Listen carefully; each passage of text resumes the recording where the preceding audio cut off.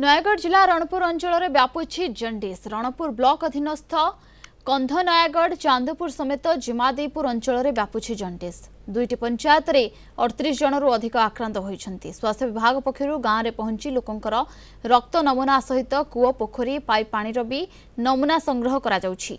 पीवा पानी रे ब्लीचिंग पका जाउछि। फिनाइल और ब्लीचिंग पकाई ड्रेन और पानी जमा स्थान गुड़ी को सफा करा जाउछि।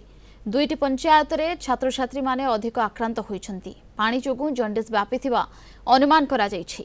तबे स्वास्थ्य विभाग गाँव पर नजर रखिथिबा सहित केही मृत्युवरण करिनाहांती बोली कहिछन्ति नयागढ़ जिला मुख्य चिकित्सा अधिकारी।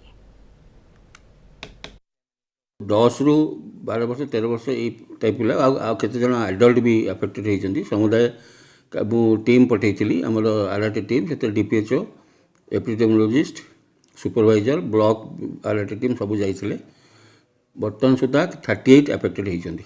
बर्तमान सबू घर सर्विलेंस अंडर सर्विलेंस रही। पानी जोटा तांकर कॉमन जहाँ जना पड़ी स्कूल जो वेलटा अच्छी से वेल पानी यूज कर जो थे कि क्लोरिनेशन भी होना। क्लोरिनेशन माने ओटी टेस्ट कलापर क्लोरीन कंटेंट एकदम कम था।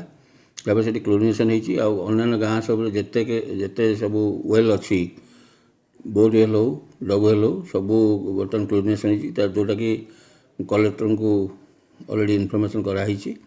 कलेक्टर भी स्टेप नौ RWSS को ये कहीकि सब जगह क्लोरिनेशन हवा भर जोटा कि मेन फैक्टर